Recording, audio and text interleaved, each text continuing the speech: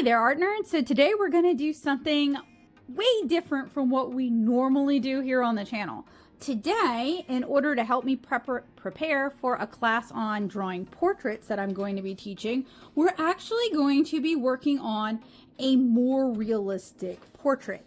And this kind of ties into some of the other tutorials that I've done here on the channel when it comes to drawing faces, drawing figures, drawing expressions. So just think of this as kind of like the final part to that. I have a presentation that I created about a year ago on drawing the head with kind of a more cartoony slant that I shared on Patreon. And what I'm doing today is we are going to be working from reference. I've got a portrait of myself that I don't absolutely hate right here. And I also have some reference and resource material that I'm going to be kind of working in here. But I'm going to show you guys how someone like me, who typically has a very cartoony art style, can, with just a few adjustments, draw a more realistic portrait. This isn't meant to be like the end-all be-all, this is how you do realistic portraits. That there are better channels for that. That is not my bread and butter at all, but I do want to show you guys how using some of the basic skills that I use when drawing cartoony art is applicable when drawing more realistic art as well.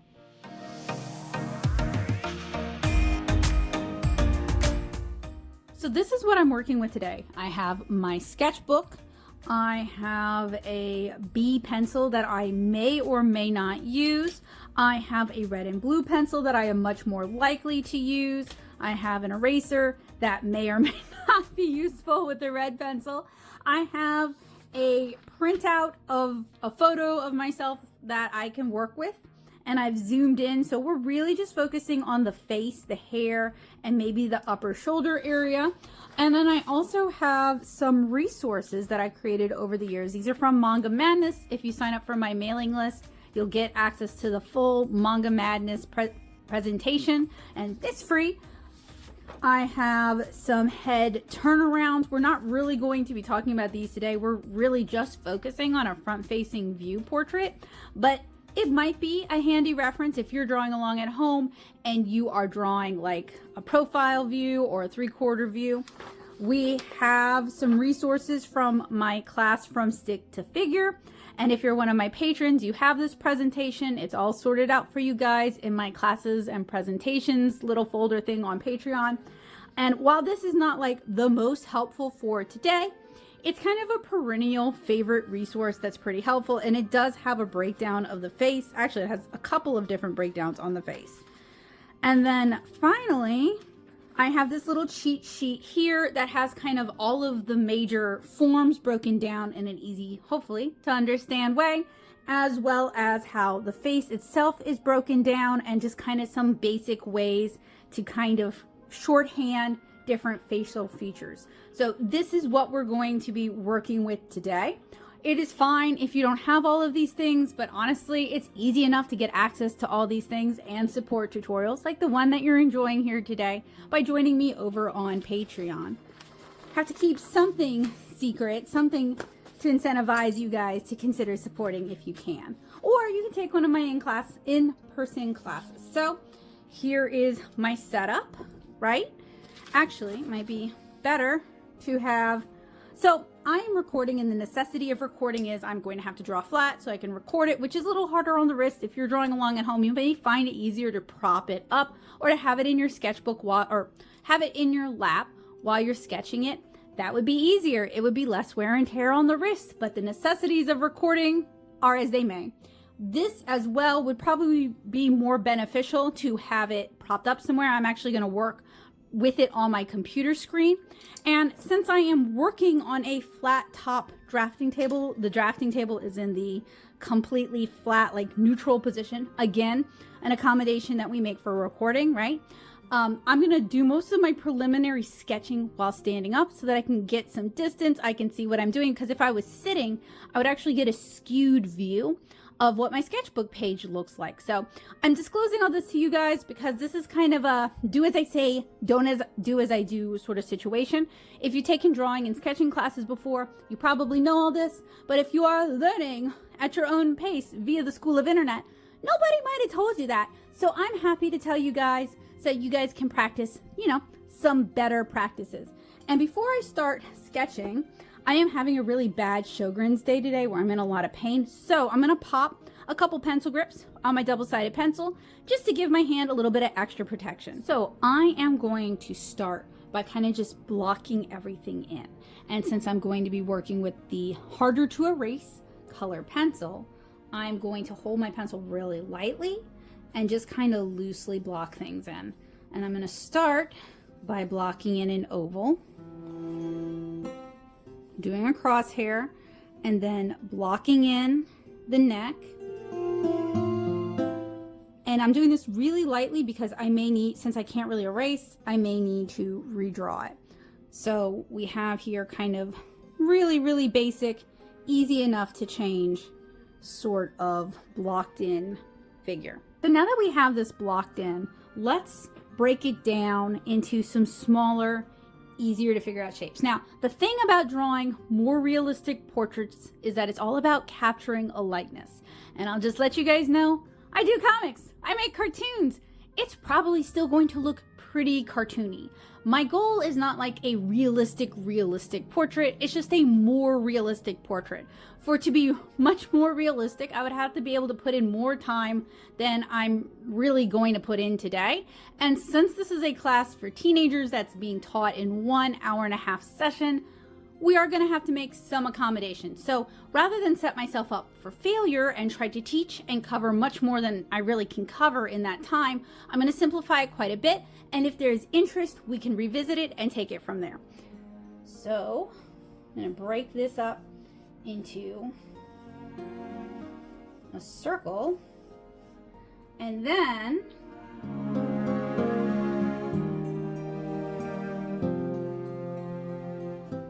I'm going to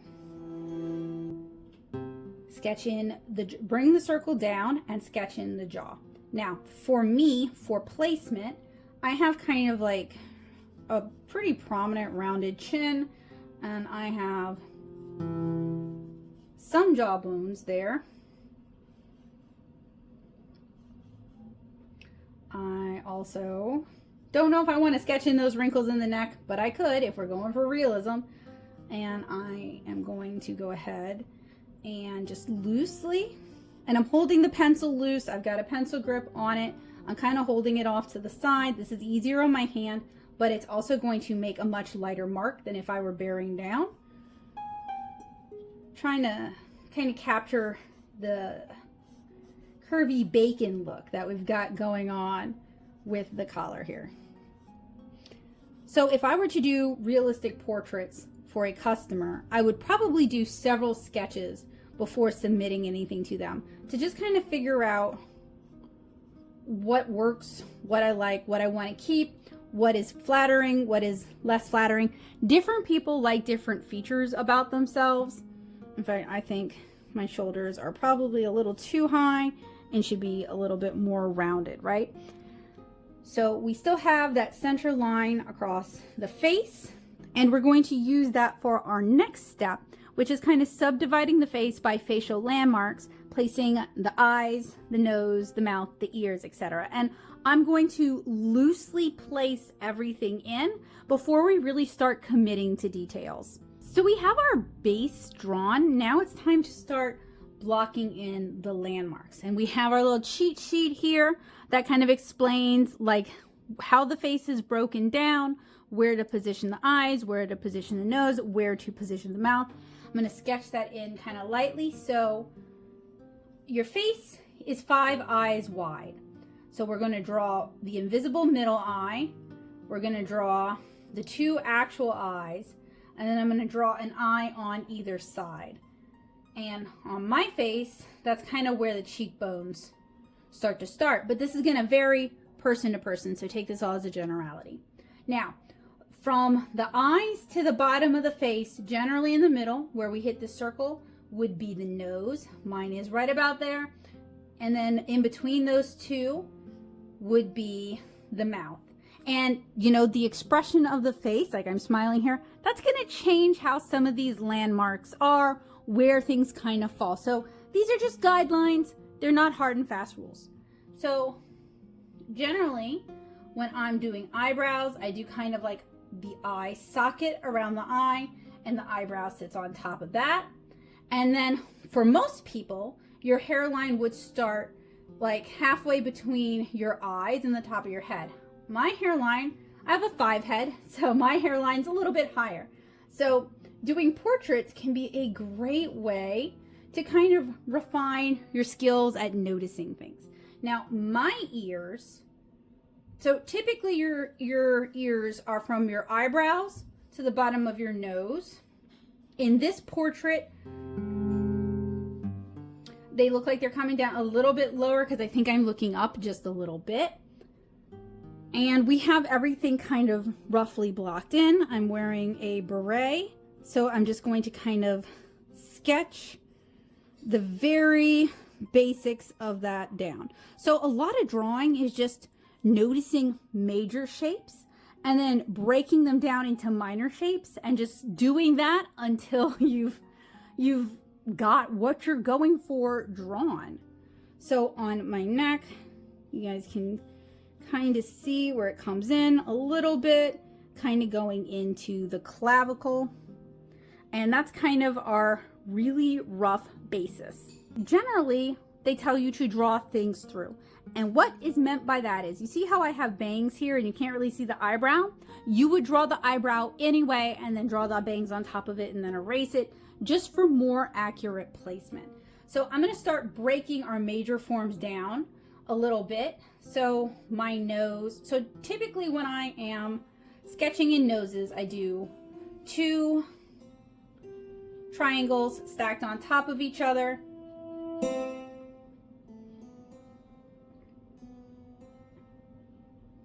And I'm just going to loosely sketch everything in. I can't really erase with these super well, so by loosely sketching everything in, we can always draw on top of it and it'll just kind of get mushed into the background noise of the page, if that makes sense.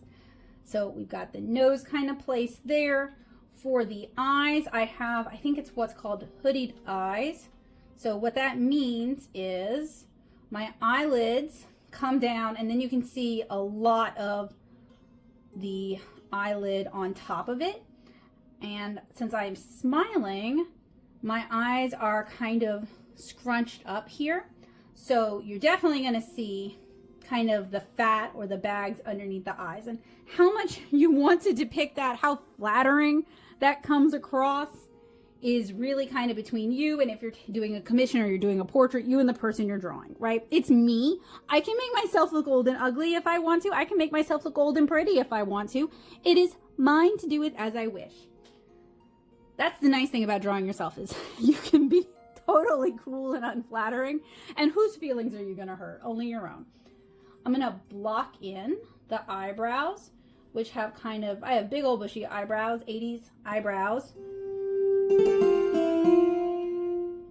And I'm just blocking them in kind of loosely. Now, for the mouth, this is where it's going to get kind of tricky for me because I think I drew my nose a little bit bigger than it actually is, but that is okay. I always had a big nose, it's just not that big. I'm going to start by kind of just blocking in kind of what I think the mouth should look like. So I drew the opening of the mouth first. You can kind of do this however you want to do. I'm just using this to kind of help me get placement. And then the top lip, because I want to make sure, and I may have to adjust the nose. This is where, let's see if we can erase actually. We can! I drew it light enough that we can erase. Huzzah! So I'm going to move the nose up a little bit and make it a little bit smaller. And I'm also just kind of changing how I caricature the nose a little bit just to better reflect what I'm actually seeing.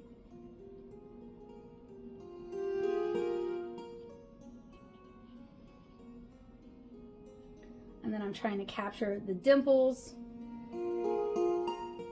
And that also kind of rounds out this side of the face a little bit more. I have kind of a lopsided smirk.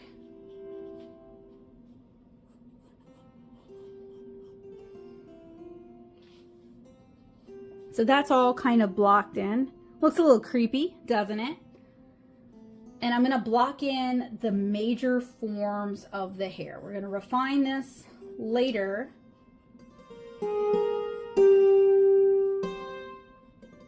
But this is just to help me kind of figure out placement.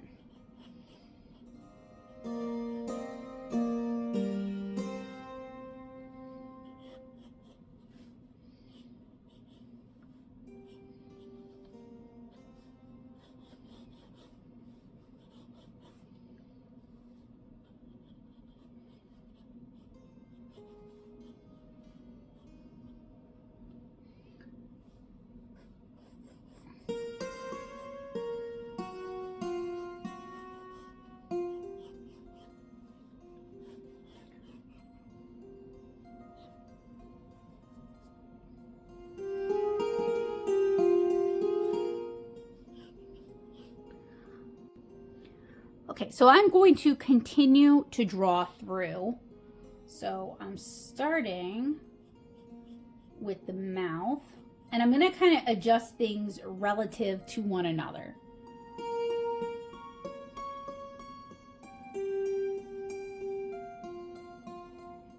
Now, to me, one of the really nice things about doing more realism is you're just drawing what you see. You don't have to make things up. You don't have to maintain this visual library. You are just looking at what's in front of you and interpreting it. And different artists are going to choose to draw things different ways. They may experiment and be like, well, I don't want to draw the individual teeth. That's going to make this person look like a rabbit.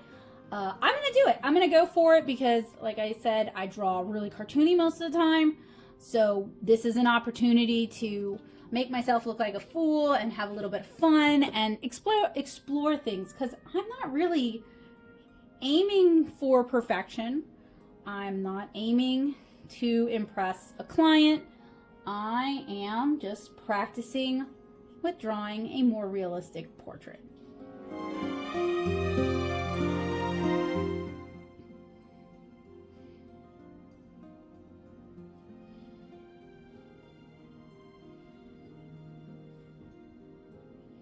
And if I happen to make myself look like Bugs Bunny, oh well, that's just part of life. So the pencil that I'm using is actually a checking pencil. So it's got red and blue lead because it's meant for marking up correction. So something I'm looking at and I'm not loving, but I don't know how to adjust it right, is there's like more going on with the cheek and the jawline, and I did these just as kind of like a note to myself. And then there's this, which connects to the nose. You guys can see it in the picture there. And that's going to be a little hard to capture. So I may fail at it. I may struggle with it. I may not enjoy it. One of the things too is we can always redraw this. We can always pull out tracing paper and redraw on the tracing paper. If you're working digitally, you can always set on a new layer, set that layer to multiply, reduce the opacity on this layer. But I will tell you guys, I have a really hard time talking while I draw. So it might be better for me if I get quiet, although I'm trying to explain what I'm doing as I'm doing it. I also have a slightly lopsided nose. So I'm trying to think about how I want to show that. That's kind of the beautiful thing about real humans' faces, is nobody's face was set to the symmetry tool, right? The two halves of our faces are not identical. And I'm not even looking like 100% straight on at the camera in this. I'm actually, my head is turned just a little bit. That nose is a little bit too big, but that's okay. Also, you know, for disclosure, I am standing hunched over my drafting table and drawing off to the side. definitely not the most comfortable way to draw. Would not recommend it at all. So if you are doing this exercise at home, you might be able to have more success having your sketchbook on your lap rather than doing what I'm doing.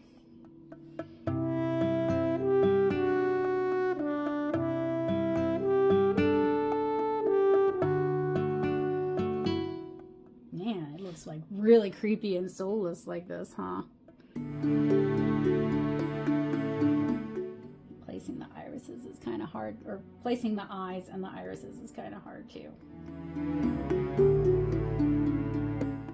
But I don't know if you can hear from my voice, I'm having fun doing this. Like, I might be complaining and grousing and pointing out problems, but I'm enjoying myself. This is kind of fun.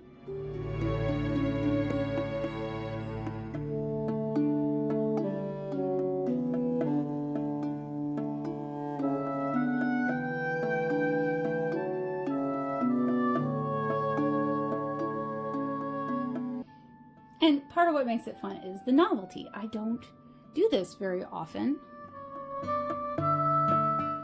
And I'm not particularly good at it, at drawing realistic portraits.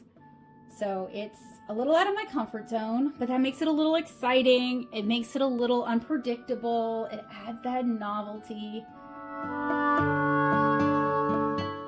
But you better believe I would not be volunteering myself to draw realistic portraits of other people, because it's not my strong suit.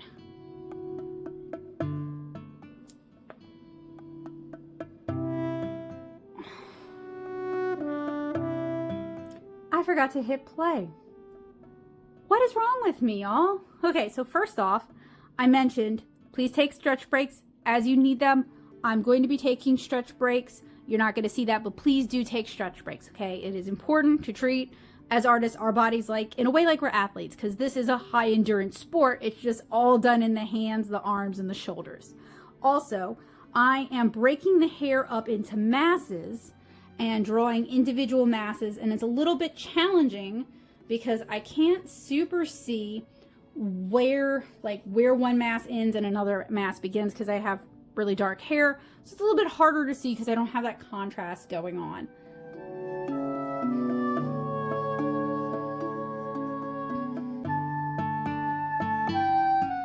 Also, I am not a draw every individual strand of hair lovingly kind of person. I chunk it into masses. That's how I think about it. But if you work differently, feel free to work differently.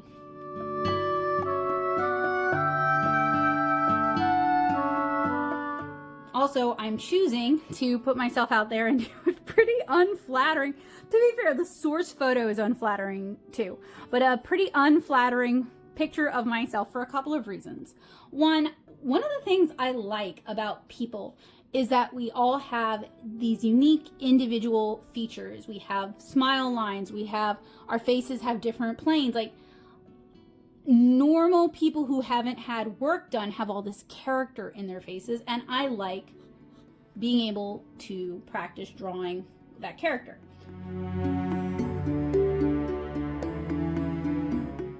Now, to try and figure out what's going on in that ear, because it's kind of hard to see. Not sure how I feel about that.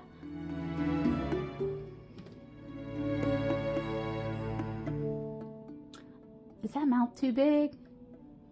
Are the cheeks not rounded enough? Are the feet, did I draw my facial features too big and I didn't draw my face big enough? This is where working digital, you could just lasso it, shrink it, redraw it a little bit. Whereas working traditionally, you can either erase it and maybe draw it worse, or you can just live with it.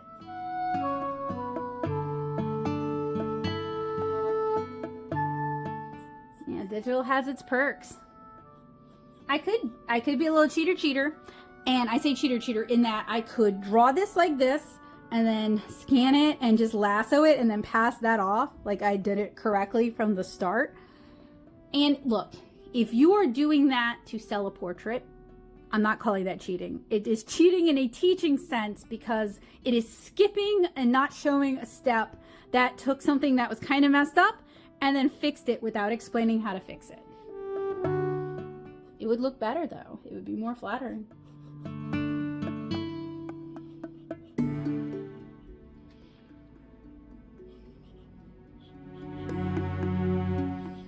I can also, boy, I hate how I did that. I hate how messy I did that. It's okay. This is a sketchbook and this is a sketch. I'm also sub-vocalizing, or I'm vocalizing a lot of my sub-vocalizations so that you guys can kind of hear my thought process. Because that is something that I love, is like I love getting into other artists' heads. So I'm trying to figure out the ear. And it's really hard to see. I know what ears look like, but we are drawing this ear like straight on in perspective. And it's just really hard to see kind of what's going on with the ear.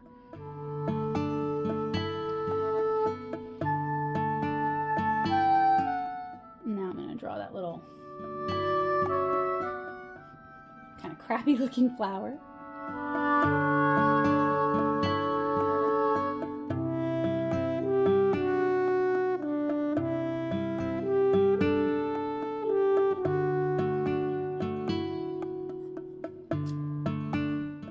Now, something you guys can't see, and one of the reasons I would really recommend you don't do this hunched over your drafting table, is I'm trying to use my whole arm and my shoulder as much as possible for this and get like more side and sweeping sort of, almost said brush strokes, but pencil strokes, pencil marks.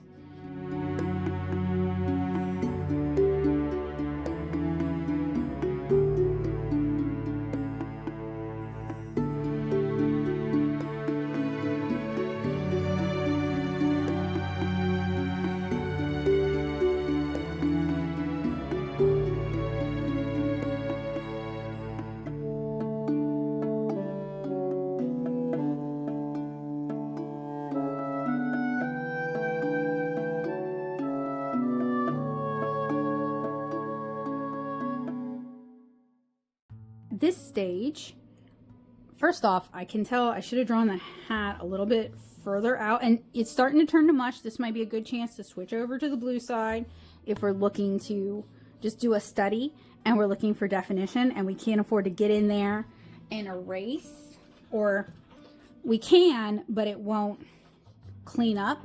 And I'm trying to draw lightly to kind of block things in, but eventually do get something that looks kind of like a mush.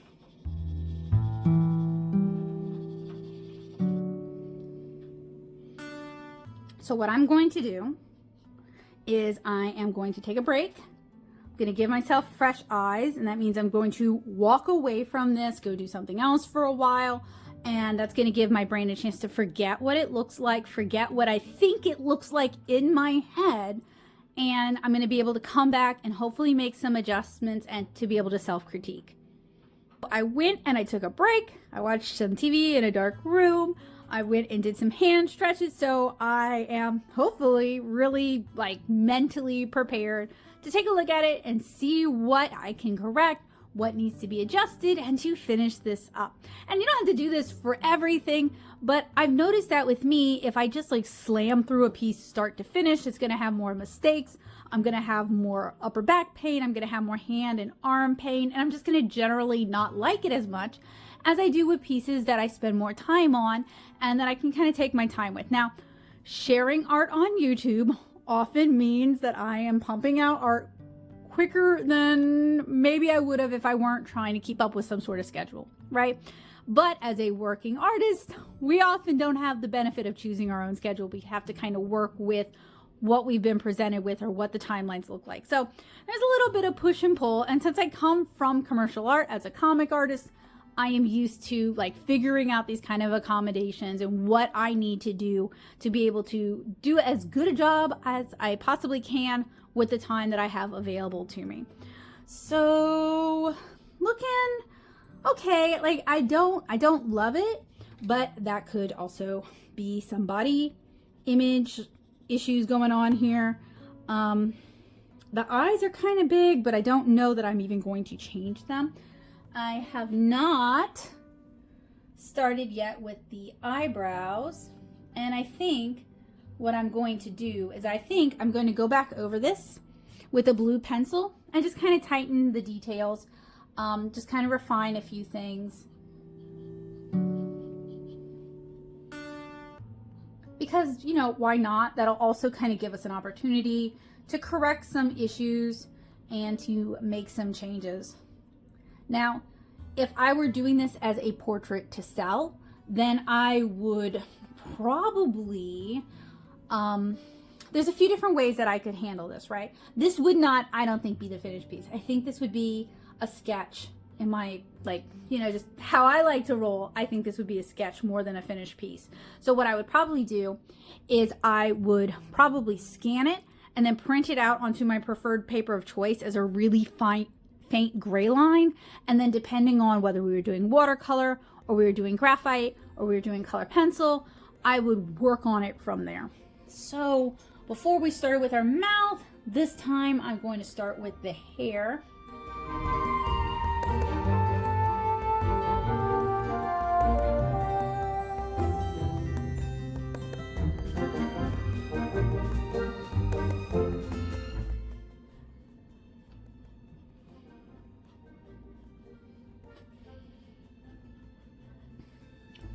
And again, I'm kind of just starting out blocking in forms and masses rather than like us doing individual hairs.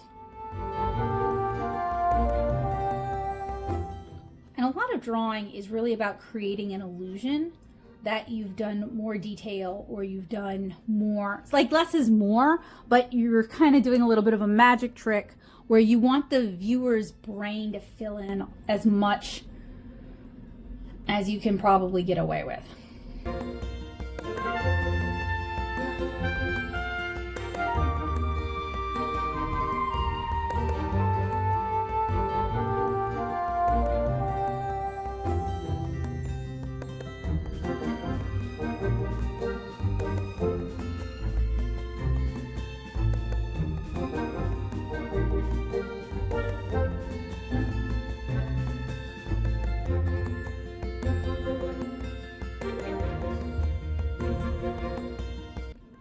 Now, I'm still working in a standing pose, which is not really particularly comfortable, but I want to make sure that I don't skew or distort things, because if I'm sitting and I'm looking at it kind of obliquely, that's going to cause things to start to distort. I want to make sure that I still have a chance to fix proportions and adjust things, and to do that I need to have like a good view on it. But if you're working on this at home, I really do recommend sitting and propping it up. That would be a better way to accomplish this.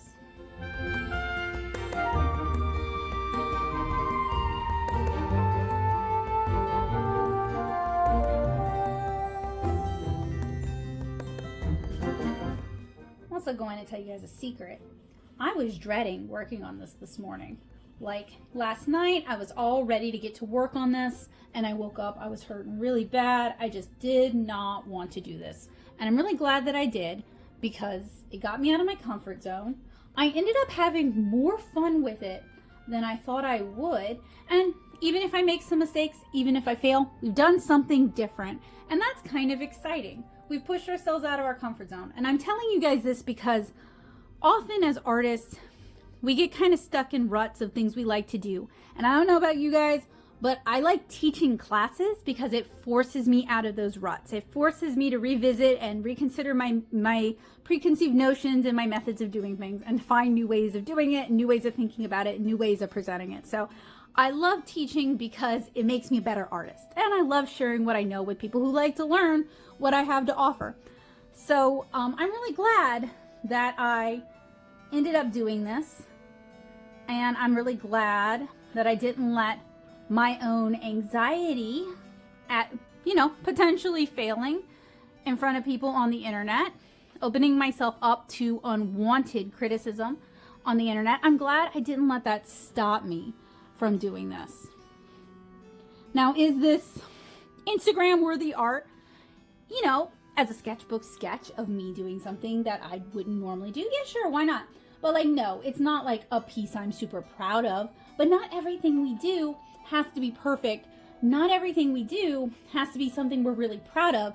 And trying new things, learning new methods, and learning from other artists is a great way to improve as an artist.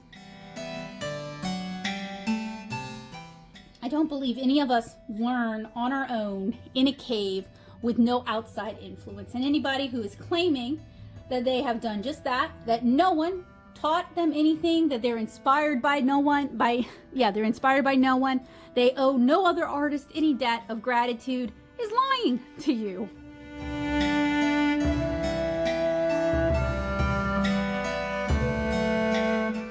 Now, an artist, I think, who combines realism with some cartooning, some stylization, and does it in a beautiful way is Takehiko Inoue. His art is gorgeous. I'm going to try to remember to include some examples for you guys, but it is really inspirational.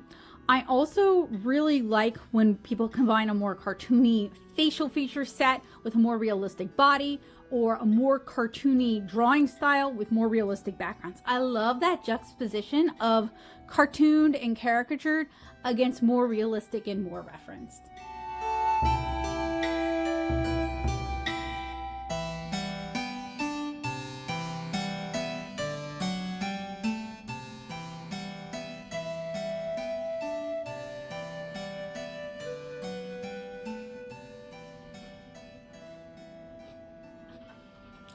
Time to sharpen that old pencil and get into the face.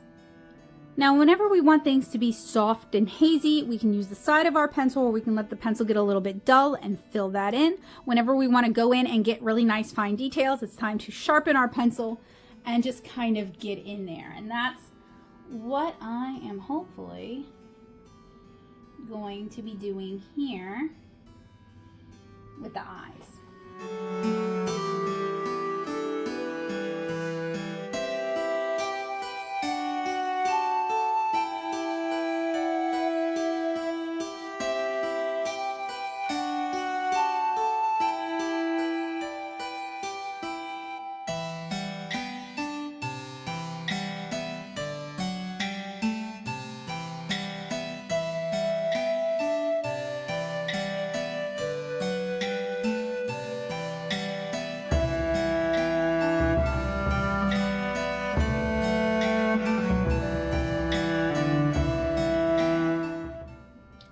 Remember, we drew the eye and the eyebrow underneath all this, but you can't really see it now.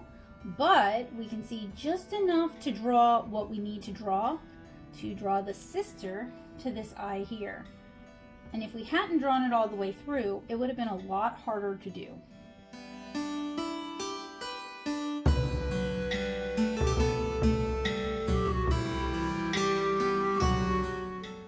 I'm choosing to draw my wrinkles, maybe not every single wrinkle ever, but I'm trying to draw the most important ones, the ones that make my face look like my face and that capture the expression, because honestly, I have earned every single wrinkle I have, whether it was spending too much time in the sun, or Sjogren's kind of eating away at the moisture in my skin, or laughing and smiling. All of these wrinkles are mine, and they are part of who I am. They're part of my face today.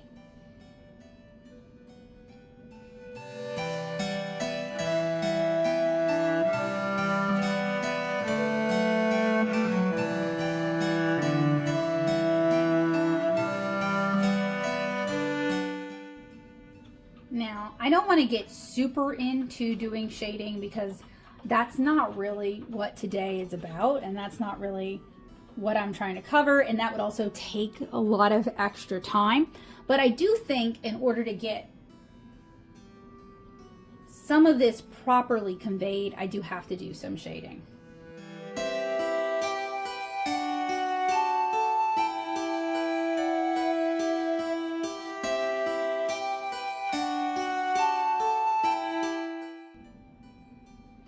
So I mentioned earlier that I felt like I drew my nose a little wider than it actually is. I think a wider nose would be a little bit cuter, and it's probably a little bit of wishful thinking. So I'm going to try and narrow it a little bit to kind of fix how the proportions of the face work together as a whole.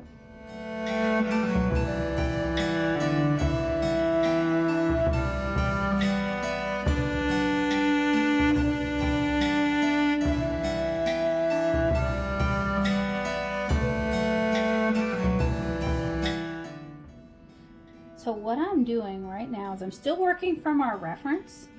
I'm still drawing from our reference, but I'm kind of fixing those things that were bothering me earlier. That's where the fresh set of eyes, the fresh perspective, if you can, is really helpful for this.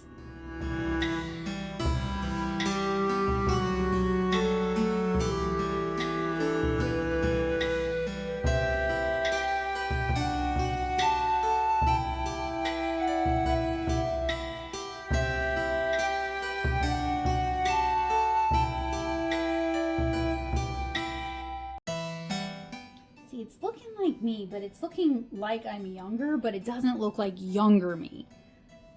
But that's okay. Okay, so now we're gonna work on the face and the jaw. And this is where I'm really likely to make a mistake because the two halves of my face are really not symmetrical. I mean, they're not like so unsymmetrical that they're displeasing. They're just not symmetrical. And if I draw them symmetrically, I'm not going to look like myself. See, I have a smirk where it comes up more on one side of the face. So there's more dimple, there's more muscle on that side of the face. And that's just how I was made. But I want to make sure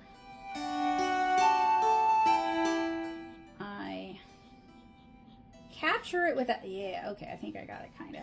I want to make sure I capture it without over rendering it. Now, when doing portraits, in my opinion, you have a lot of wiggle room for mistakes and for things being not quite right, or maybe being a little overly generous towards somebody based on how they've expressed they want their portrait to be shown. But to make something look like the person it is, you got to do the eyes and get the crinkles in the eyes. You got to get the nose and you got to get the mouth. You can exaggerate and fib and fudge everything else, but if you get the eyes, nose, mouth, and maybe the basic gesture of the hair, you got it.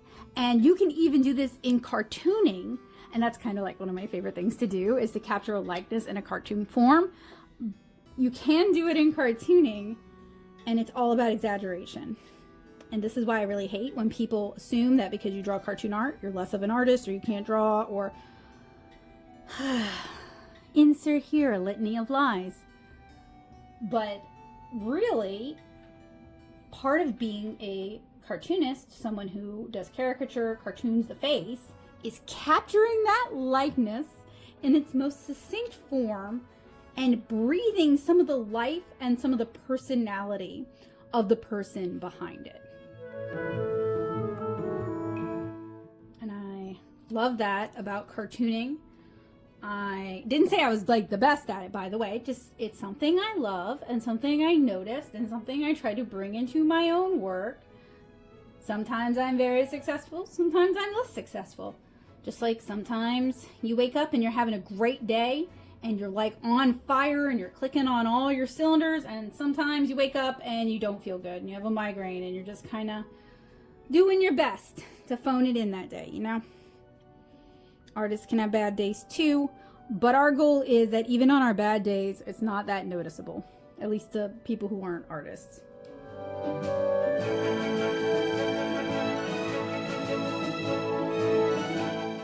Now, I debated whether I wanted to draw the wrinkles on my neck or not. I mean, they're there, and that's part of me, and that's how I look. But there's a good chance that I will draw them and they'll look all weird and funky and I won't capture them properly. There's some things that are really just better done in color. You know what I mean? So I'm kind of debating whether I want to try to show you guys how to do that or not.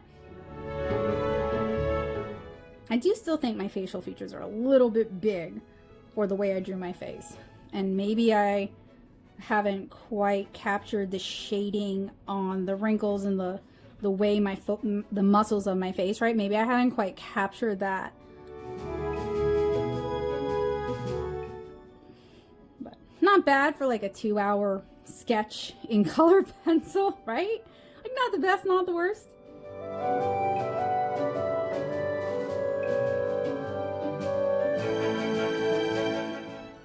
Quick, because you can barely see that chain, and I'm not even sure how I want to draw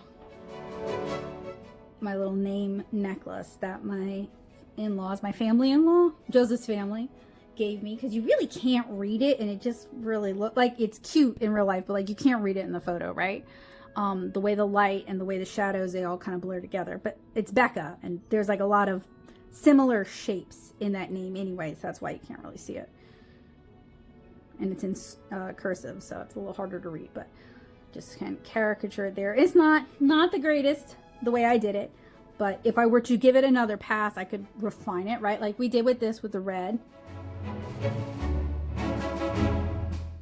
It's about drawing what you see and also translating, knowing what you're looking at so that you know, like I'm drawing a knit fabric, so I'm trying to capture the curl of the collar and also capture some of the shading of the collar where it goes into the hat and the hair. And I will say my hatch work is really, really bad. I've never had great hatch work. The fine motor in my hands is just not there for that, so I'm not even worried about that.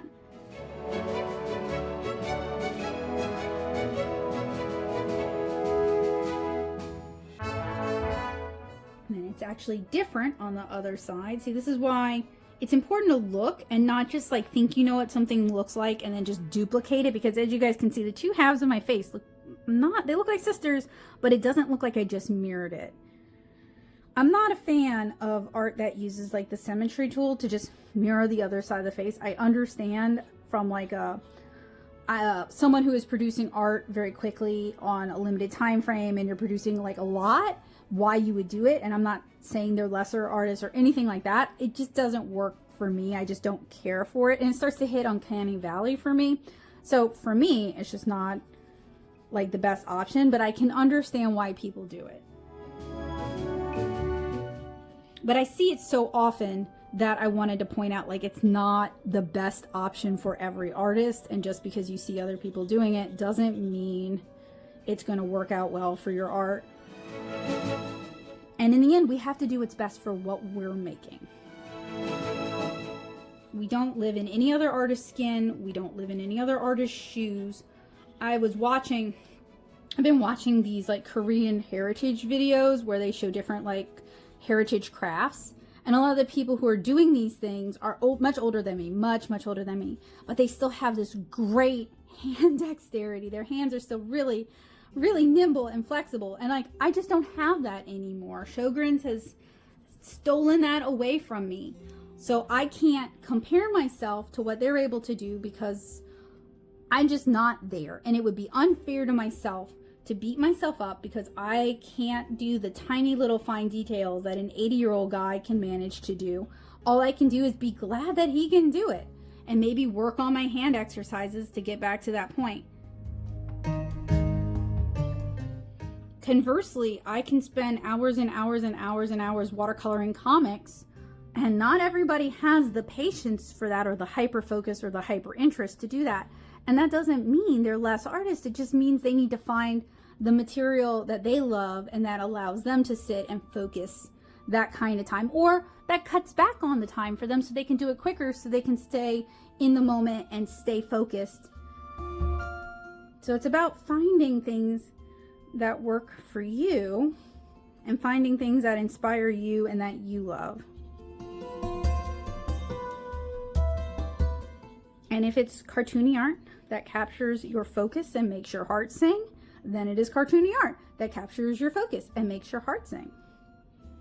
And while it is good to learn how to do other things with it, it doesn't mean you're incapable of doing realistic art. It just means you think doing realistic art is kind of boring. All right, so we have completed a realistic portrait. So now what I want to do is I want to do a cartoony one, because that is what I love. Actually, mostly because I want to show you guys kind of the differences. And I ostensibly, while this is a tutorial on drawing more realistic faces, I am always going to advocate for having a cartoony art style in your back pocket, or at least treating cartoony art with some respect. Don't go to somebody's table at a show and like make the ugly face like you couldn't draw anything better. Like maybe they're choosing to draw like this. So we're gonna start out, I'm gonna just redraw it in a more cartoony art style. And I've been already drawing for a couple of hours today. So you'd think I was warmed up, but actually my hands are getting kind of tired. So the thing about this is we're going to really focus on the caricature. So I'm going to make the neck a lot thinner. Maybe I'll even add more curve to the neck.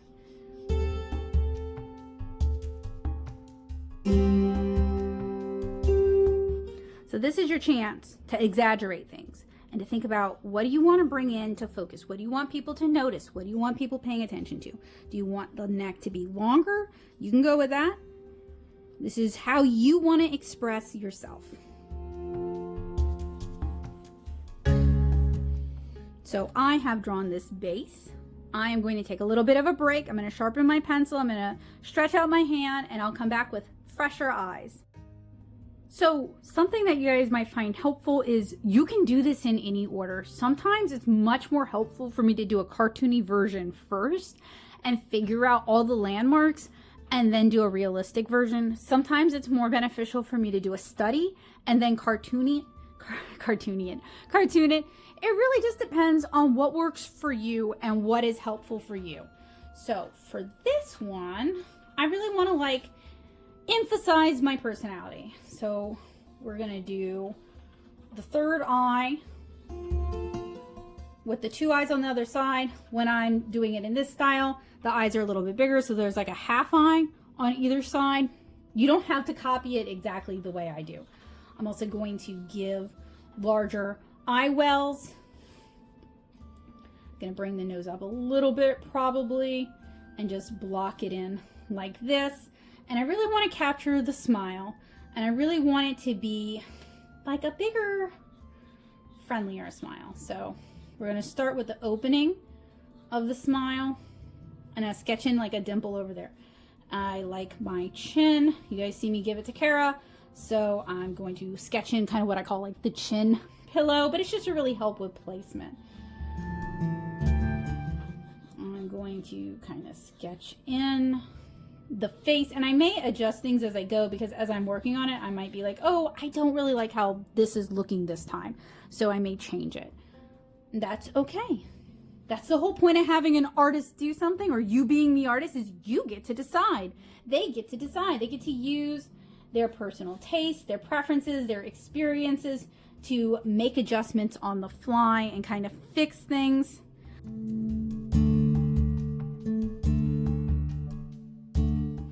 And then for the hair, I'm going to treat it as like one swooping mass, I think, with like one little. So we're cutting down on the amount of detail. The information is still there, but it's like the difference between a summary and a full story, right? And then maybe I want to exaggerate the beret so that it looks more like a beret, and maybe I want to draw some more flowers. I was just using these as bobby pins to hold it in place, but maybe I want to add in some more flowers. We can do that. We're cartooning. So we've got kind of the basics sketched in. Not too different from our realistic, just change the proportions a little bit. So this time, we're going to start with the mouth. I'm not going to draw the teeth in the same way that I did before, right? We're going to have less detail in the teeth. And I may end up changing how I handle these things when we get to the blue pencil. This is just kind of that preliminary stage. Maybe I will do lips, maybe I will not. Kind of depends. Oh my goodness, I'm cartooning this, so I don't have to do it realistically, Becca. Come on. I got so used to like, oh, it has to look exactly like the photo or like the photo that I forgot what I was doing. And I will cartoon myself different ways, just kind of depending on, you know, what I am feeling that day. So next, the eyes. You know, the eyes are supposed to be the window of the soul.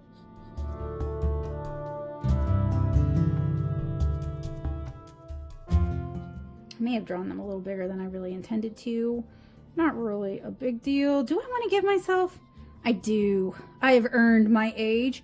You know, there was a point where I really did not think I would make it to 38. So we're here to celebrate every year that we have earned, right?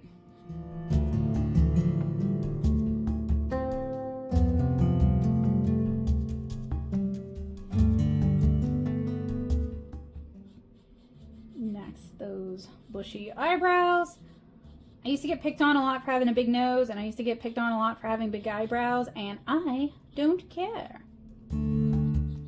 They are part of what makes my face unique, and they are part of what makes me look like me.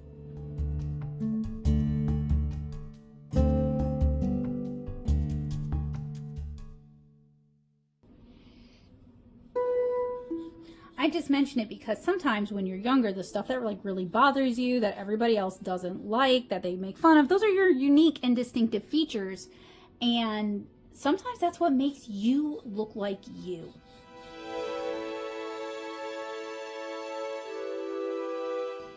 And one of the things about learning to see as an artist is it's about learning to find beauty in all kinds of different things.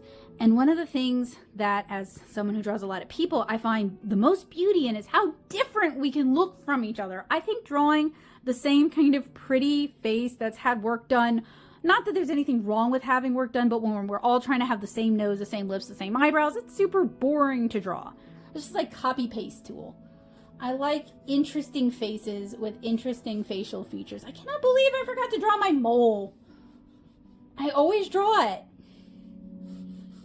And I tend to draw myself differently and in different styles, kind of just depending on what's going on. Like the avatar that I use on basically everything doesn't really look like this. It's in a dots for eyes style.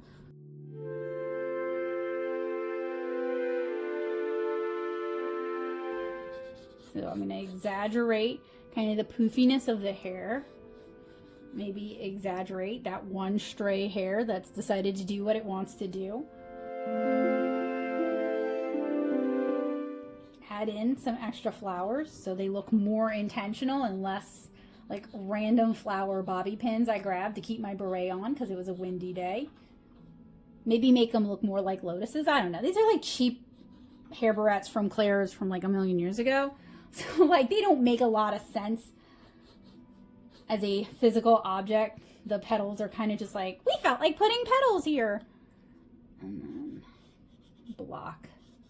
Oh, you know what? I did not shade the beret.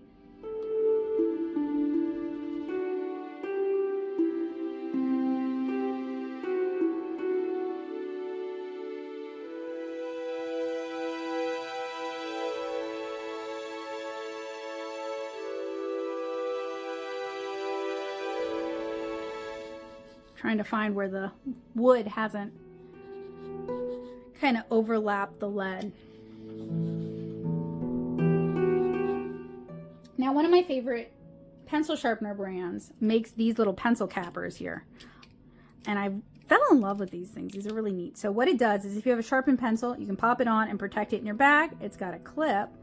And then you can open this up and take out this teeny tiny pencil sharpener. And it's so handy because they clip together. I just wish it stuck onto the pencil a little bit better because it keeps coming off in my purse. Now, if you have a lot of pencils to sharpen, years ago, Joseph found kind of like a little hacky thing.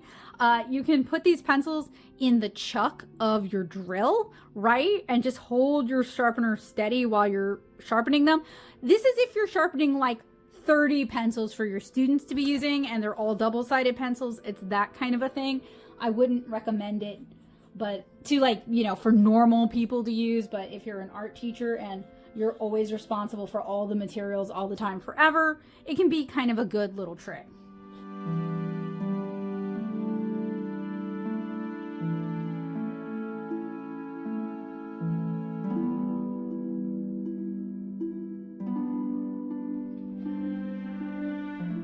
So I've talked a lot about having gone to art school. I actually have 2 degrees in art.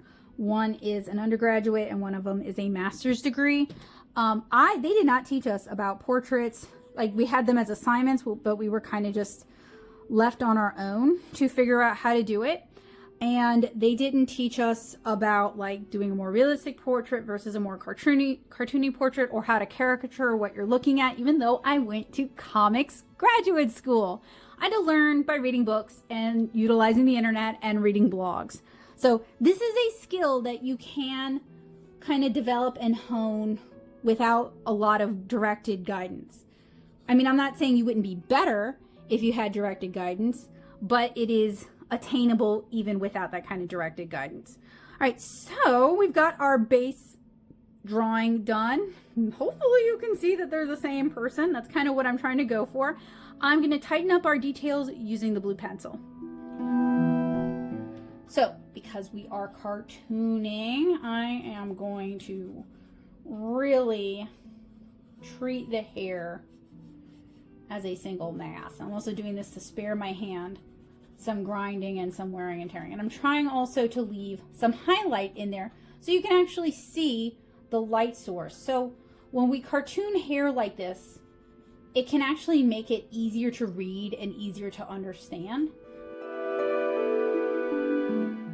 So sometimes this kind of simplification is done not as a time-saving necessity or an energy-saving necessity, but as a easier for the viewer, easier for the reader, to make our point easier to get across. A lot of people who don't know better assume that simple art styles are easier to draw, and they assume that the simpler an art style is, the worse the artist is. That tells me they've never tried it. So simplification is all about communication, choosing what elements are the most important and how they're going to most efficiently communicate with your viewer. Now, if you're doing sketchbook studies and you want to try out a bunch of styles, it doesn't necessarily mean that. But if you're a comic artist, a picture book artist, an illustrator, it definitely does mean that. You are choosing the style intentionally to communicate certain things with your viewer. It is a visual shorthand. It is a communication between the creator and those consuming, those watching, those viewing, those reading what you're creating. And I think a lot of people who just think comics and cartoons are for children and haven't really given them much thought other than like as a small child avidly consuming of something and not thinking about the hows and whys. I think it's easy to think that, but I think that is a really lazy approach. And if you call yourself an artist, I do think you should think more critically about why people are using or are drawn to the art styles that they are drawn to. It isn't just, oh, they're lazy and they're incapable of doing other things. It is often this has aesthetic meaning to them. I like larger eyed art styles because they are expressive, they are emotive. You can tell what the person is thinking through their eyes, and I love that. It isn't just, oh, Becca saw manga one time and decided forever that's what she's going to do. It meant something to me, and hopefully, if you give it time, it communicates something to you that a more realistic style doesn't always communicate. And even in the realistic style, more realistic style, I should say, I still exaggerate some features because I'm trying to communicate specific things about the person that I'm drawing to the audience. And that's also why me doing a portrait of somebody's kid, I might handle it differently than if I were doing that portrait for the child themselves. When you're drawing something for the parent, you're communicating certain things that the parent wants to see. If you're drawing something for the kid, listen, they want to be drawn as a T-Rex, and I'm going to draw them as a T-Rex because that is what the customer wants. And when I used to do commission art, the whole reason I enjoy doing commission art is it's a conversation between me and the customer. I am trying to capture what they like about themselves, how they see themselves, and draw it in a way that feels and looks like them, but it's like the best parts of themselves that they wish everyone else could see about them. Like, that is my kind of secret goal at the end of the day.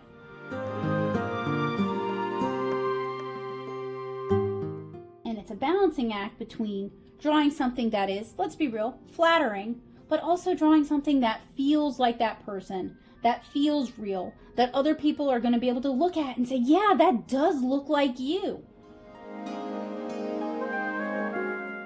Man, I am getting kind of, you can tell I'm tired because I'm getting kind of sloppy in how I'm handling these things. That's what, when we were talking about like the necessities of YouTube, the necessities of producing for a platform, I might have, if I were doing this as a commission, I might have taken a day in between the two. I might have made some notes about what I wanted to change for the cartoonier art style.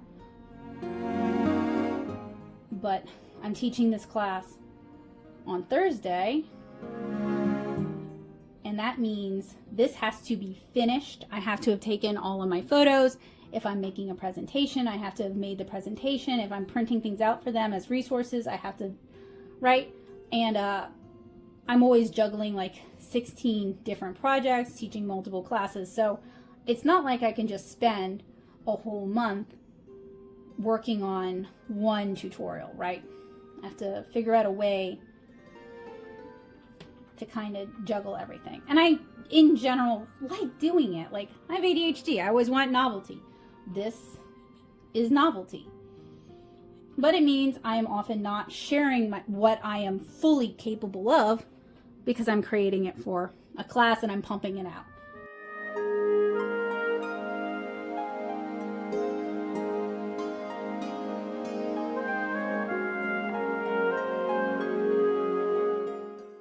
That said, I like doing it. I just wish I earned a more living wage off of what I do so that I could maybe do a little less and focus a little more.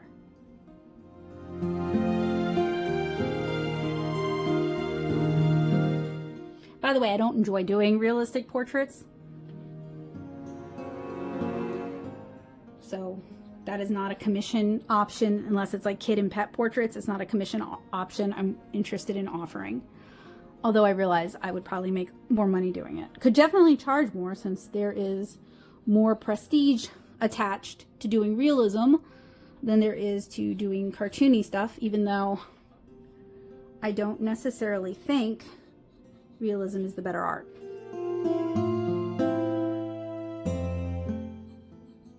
Also, when I draw, I put a lot of myself into things, and the longer I spend on it, the more of myself I put into it. And I have done more realistic portraits before as gifts, and I never heard anything back about whether the person liked it or didn't like it or whatever. And that's a lot of your own energy to put into something that you're not even getting paid to do. You're doing it because you want to make somebody else happy, to not hear anything back. Whereas with cartoonier art, it takes less time. It is more, I'm not loving this one, but it is in general more enjoyable to me. So it doesn't bother me as much if I don't necessarily hear something back. Which is funny because with the cartoony stuff, I will hear stuff back. People generally really like it. So that's one of the reasons I don't really offer more realistic portraits of adult people.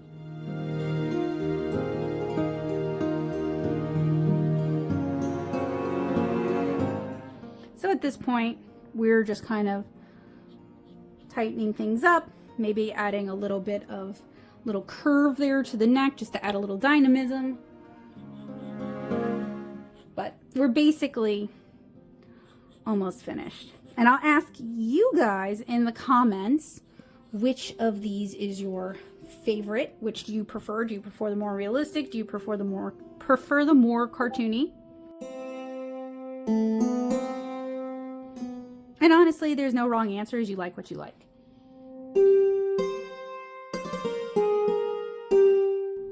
Today's cartoony portrait is probably not going to sell any commissions, and that's fine. That wasn't really the goal. But I did want to kind of do a demonstration of how they differ, how I would handle them, and also how they use a lot of the same techniques. I'm being really sloppy with the cartoony one because honestly, because I'm taking it for granted, because this is something I do all the time. So I'm not taking it as seriously as I took the realistic one. But you guys can see a lot of the same techniques get used between the two. And if you're pretty decent at doing cartoony portraits, you probably can do realistic portraits, but you probably just need to give yourself more time and slow it down a little bit. But a lot of the same techniques are used regardless of, you know, how simplified and how caricatured you go versus how much you slow yourself down and you really try to focus on the shading and the detail. That's another thing. Like I've done like basically no shading with the cartoony one. Ugh, this needs to be sharpened.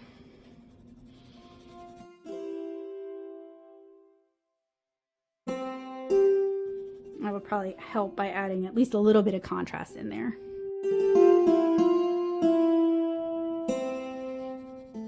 This also goes to show you, if your teachers tell you to stop drawing cartoons or manga in class, if your art teacher really gives you a hard time for having a cartoonier art style, just whip out a couple more realistic things. I know you can. I know you've got it in you. I say whip out. Spend some time doing some more realistic pieces to show them that you do have an understanding of the fundamentals. And if you don't have an understanding of the fundamentals, let me just tell you, having a cartoony art style, you can definitely learn anatomy, learn perspective. Those are all important skills that are just going to make your cartoony art better and stronger, or it's going to make you faster at doing cartoony art because you're going to spend less time second guessing yourself and erasing and redrawing. I mentioned that because that's been the hot tea on Threads lately, is the like, my art teacher told me not to draw manga. And you know, you have half of the people who are like, well, I did it anyway and I'm a super good artist. And you have the other half of the people who are like, yeah, I used to do that and then I found real art and that's all I do is real art. And then you've got like the comic artists in the middle who are like, yeah, that, you know, it's important to know, to understand anatomy, but also to be able to cartoon, and the heart wants what the heart wants. We have our photo, we have our semi-realistic sketch, and then we have our cartoony sketch. And I demonstrated how to do the realistic and then how to tweak a few things and make it more cartoony to show you guys that the skills we learned for realism can be applied to cartooning and vice versa. It's really just about changing how you're looking at things, how you're caricaturing things, and what things you deem to be important. I actually need to get a second opinion. I need to bring the person who loves Becca Hilburn even more than Becca Hilburn loves Becca Hilburn over here. And this is Joseph, my husband. Hey. So let's start with, which one is your favorite? Definitely the cartoony one. The cartoony one is your favorite? Yeah. Which one looks more like me? You can answer with your heart. Maybe the realistic one. But you still like the cartoony one better? Yeah. Why do you like the cartoony one better? Other than being a big old nerd. I mean, that's why I married you. You look happier in the cartoony one. Oh, okay. So the shininess in the eyes, the size of the mouth, that conveys happiness better than the more realistic one? Yeah. Even though they're both based off the same photo? I understand how No, cartoon I'm doing works. it for them. Yeah, I'm sorry. get it. Joseph critiques and beta reads a lot of my stuff, so he is really good at pointing this stuff out. And I'm trying to demonstrate so that if people did something like this and they wanted a friend to give them feedback, what sort of things their friend might articulate to help them grow and help them improve. Sure. So we talked about which one you like better, which one looked more like me. Can you tell which one I had more fun doing? I mean, I heard you say you had a lot of fun doing the realistic one. I did, yeah. No, I cannot tell. Well, even though you overheard me, you're on the right track, but can you tell why? I heard you talking about wrinkles, so that's my best guess. I No, don't know. it's because it's different from what I normally do. Yeah, Like I I would wouldn't say want to that do too. this all the time and every day, but because it was out of my comfort zone, it was engaging and fun. And I do this all the time. And I did, as you know, convention portrait sketches for like a decade. So while I love doing it, it isn't as novel as doing this. So sometimes mixing up what you do and doing something a little bit different can end up being way more fun than doing the thing that always produces the results that you can count on. Do you have any critique for me? Let's involve the photo here. And there's also the photo on the screen if that's easier for you to see. This is what I worked from both, actually. I have a screen up and then I also worked from this. Something about the teeth doesn't look Yeah, right. they're I big, cannot- aren't they? Cannot necessarily They're tell like you what. Naoki Urasawa drawing like a very Yeah. specific kind of person vibe. Like I mean, he's drawing someone he It knows. might be that the entire mouth is very slightly too large. I think so too. Yeah, I didn't like plot Measure it out. things. Yeah, I just But kind of just from drew looking from the heart. at it, it looks right. I drew how I felt like my features are while also referencing my features. If I was drawing a stranger, I might have been more accurate because I don't know what like they think of as like their most distinctive features are. I know I have a big mouth, a big nose, and big eyes, and I think I drew just everything that. else looks very accurate. Probably drew the eyes a little bit too They big are a little too. too open. Yeah, I don't yeah. know. Probably slightly too big as well, but Yeah, I would say mostly they're- too open. Yeah. Yeah, especially because it was like a somewhat sunny day. Yeah. Yeah. So if I were going to redraw this, what I might do, I'm not going to, but I might do some tracing paper on top of it and just tweak those things that we talked about and then just kind of redraw everything, maybe a little tighter, a little bit cleaner.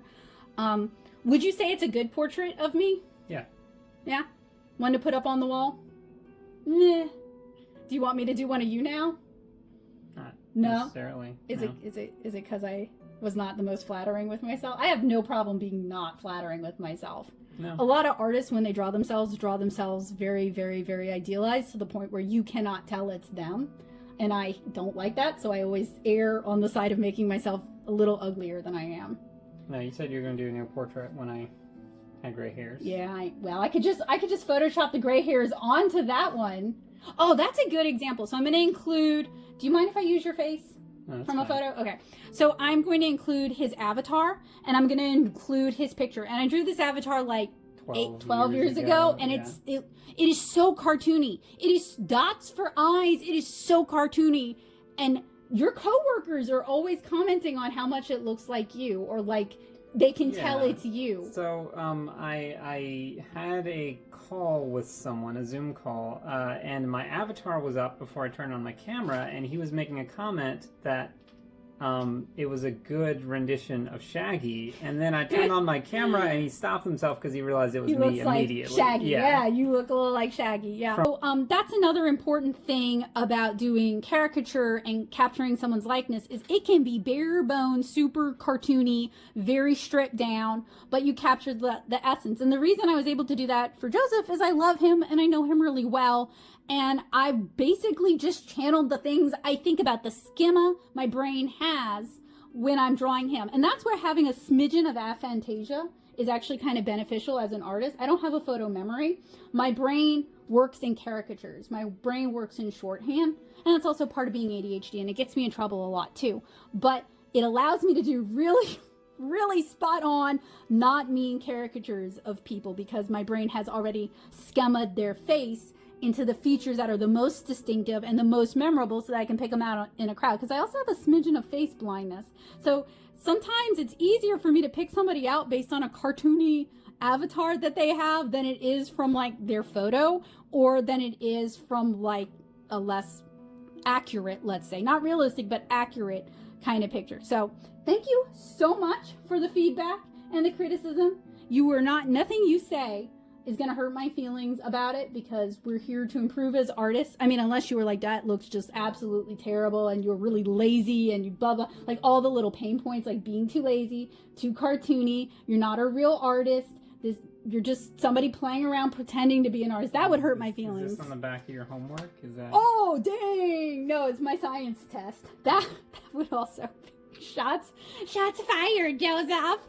or like, oh, you traced it. That's the stuff that hurts my feelings. But any valid, asked for art critique where one is in a receptive mindset to be open to hearing the criticisms and what you did right about a piece, that is welcome. So let me know which of these you guys like better, which of these you guys feel is better, which of these is more fun to you, and which semi-realistic or very cartoony you would like to try incorporating into your sketches and into your sketchbook. I hope that this was helpful, useful, and inspiring to you guys today. I made it as chatty as possible because I kind of have an idea of who the audience for this video will be. And I really want to be encouraging to you guys, and I really want to be supportive to you guys, and I want to provide resources that you may not be getting in your art classes at school. So this is your art auntie, Becca. Thank you guys so much for joining me today. I hope it was useful, helpful, and informative. If you want a particular tutorial, if you want me to demonstrate hair, if you want me to demonstrate going even more realistic, let me know down in the comments below and I'll get to working on it. I have another drawing from reference sketchbook tutorial that people have really liked and that I really enjoyed working on. I'm going to link that in the cards and link it in the description below. I hope you guys will check it out. But for me, keeping a sketchbook is about those messy, wild, and loose sketches and thumbnails. I'm not aiming for perfection in my sketchbook. That is what finished art is for, but however you choose to keep a sketchbook is valid as long as it is serving you, as long as it is helping you to make the art that you want to make, and it's helping you chase your own artistic goals.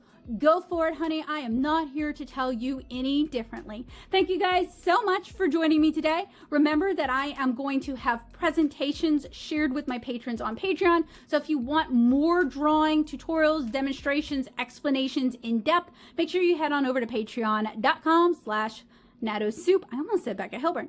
Patreon.com/NattoSoup to support what I'm doing here and also get backer exclusive access to classes and tutorials like the ones that I'm going to be sharing that are relevant to this. I hope you guys have a wonderful day. I hope this has inspired you to keep on drawing and maybe even try something new.